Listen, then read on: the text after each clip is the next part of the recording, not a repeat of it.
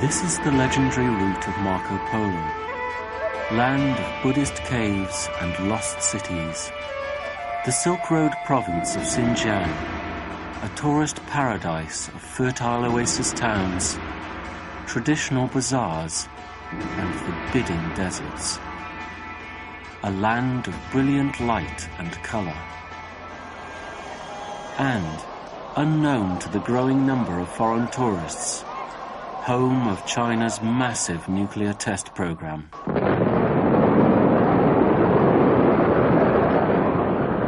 Over the past 4 decades, the Chinese have exploded more than 40 nuclear bombs at their desert test site, circled by the Silk Road towns. Some of the bombs were 300 times more powerful than the Hiroshima bomb. The devastating effects on a local population have never been revealed.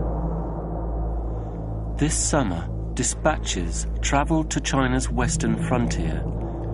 We were there to uncover the truth about the unknown victims of the Chinese nuclear test program. Getting the evidence to tell this story would require a high-risk undercover operation. China is an oppressive one-party state. Freedom of movement is highly restricted. Foreign journalists are banned from the province of Xinjiang. So we would have to pretend to be tourists while we carried out our investigation.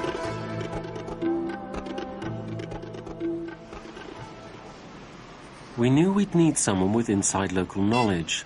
In Istanbul, we contacted a senior cancer doctor from Xinjiang.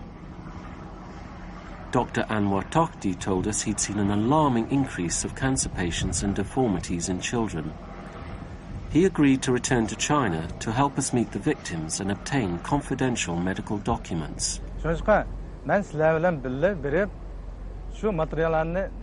go with you and try to obtain this material, but you have to be aware that the police will be following us the whole time. It's very risky.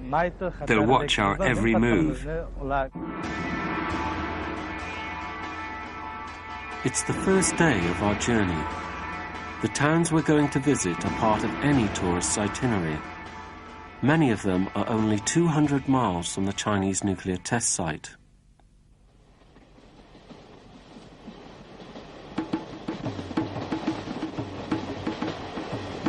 We knew that when we met victims, we would need a qualified doctor to examine them. Dr. Laura Watson has worked in a number of British hospitals, and she's also practiced abroad, investigating the health problems of children in Africa. I'd always wanted to travel the Silk Road as a tourist, so when I heard it was a nuclear test zone, I was astonished. There's very little information about it. Radioactivity is known to cause cancers and birth defects. I'm very keen to investigate the extent of any health effects on the local people.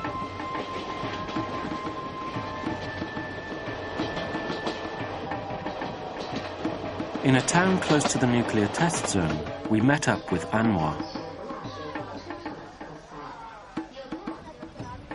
For the next 6 weeks, as far as the Chinese authorities are concerned, we're just another group of British travellers visiting the ancient sites and other attractions.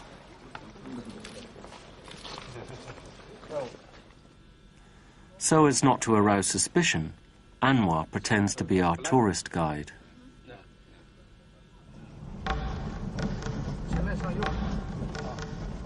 Whenever possible, Anwar takes us off the tourist trail and down the back streets.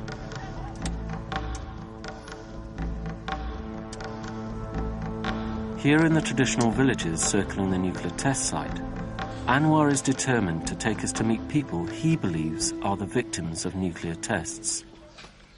For the villagers in this area, access to medicine is severely limited. When word goes out that Dr. Laura and Dr. Anwar are available to be seen, they're overwhelmed by the response. We can't tell the villagers we are researching the effects of the nuclear tests. This young man, now 18, has been unable to walk since the age of 6. He has a chronic muscle wasting disease. One day in November, he was playing with other children and it started to get very frosty. He fell down on the ice and broke his leg. It was broken from here. We took him to the doctor and they bandaged his leg up like this. Since then, he's been able to walk, but only with difficulty. Okay.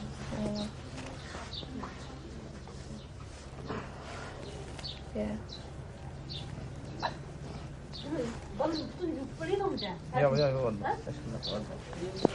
He's got a very increased tone in his legs. And because he's never used them, his feet are turning in. Like that. It's comfortable like that. Okay. It sounds as though it was a problem that he was born with, that his legs weren't normal when he was born, and then although he was able to walk initially, he developed degenerative problems from then on.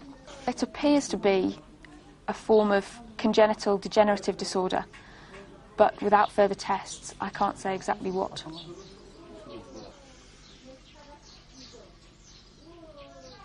Among the patients, we see a surprisingly large number of birth defects. This young woman has not developed mentally and has never been able to walk properly. Laura asks her mother about her early history. And she was learning to talk normally as well? She couldn't speak at all. She still hasn't learned properly. She was slow, but now she can say mum, dad, brother, sister. Can she stand up? Can she take her own weight on her feet? Stand up. Come on, darling, stand up. Okay. So she's kind of a bit... Stay still. Let your hands relax. You take these steps? Very unsteady. I think physically she looks healthy, she looks happy, she looks well cared for. I don't think there's anything else that we could do in the West that you're not doing here. That you're doing everything right. It's something she's born with and something that she's going to have to live with.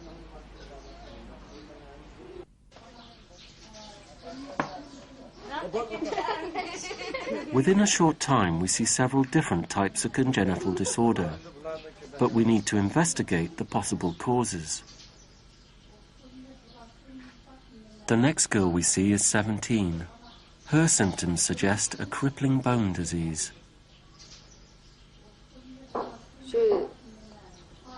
This one was born in the hospital. At the time, nothing seemed seriously wrong. Then she started to twist herself backwards. We thought she needed ointment, so we gave her some. We often took her to the doctors. He told us it was caused by calcium deficiency. And what's happened to the progression of her illness since then? 2 years ago, she started to twist herself backwards again. Her bones started to crack. Her ankle had been broken since last winter. Somehow, when her nerves pull, the bone is pulled with it. Look at her. There's no flesh left on her legs.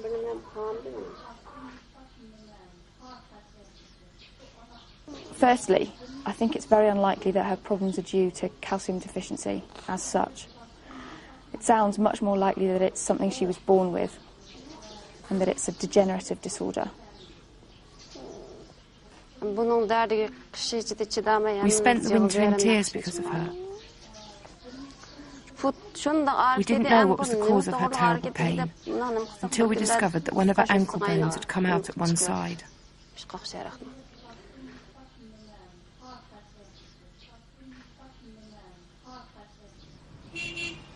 We're aware that the authorities could catch up with us at any time. On our way to see another group of patients, we're warned that the Communist Party Internal Security